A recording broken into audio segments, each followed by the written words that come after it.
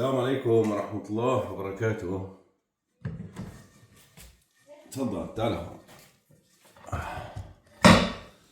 تعال الله. هذا حمام. هذا حمام تفضل. هذا حمام. انت اذا بدك تجيب فيرما او الالمان اذا بدهم يجيبوا فيرما، معلش خلينا نكون صريحين يا اخي.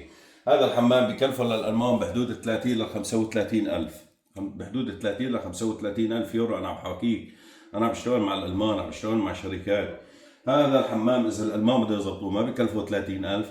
انت اذا بتفوت عليه لهذا الحمام كم يوم بدك تاكل فيه شغل؟ كم يوم بياكل معك شغل؟ بياكل اكثر من 3 ايام 4 ايام. خلي اسبوع، خلي اسبوع تشتغل فيه.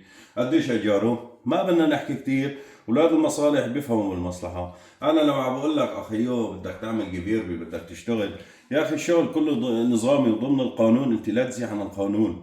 في 1000 واحد بتشتغل معه ميسر بيسلمك شغل بتشتغل وبيفيدك وانت بتستفيد. في شغلات ما فينا نحكيها على العام، اللي بيفهم بالموضوع بيدبر حوله. السلام عليكم. طبعا هذا الشغل كله، هذا الحمام المتر هذا طبعا ب 12 يورو، الاسود كمان ب 12 يورو، الارضي 25 يورو. تواليت على الاي باي بتجيبه حقه 300 يورو جديد.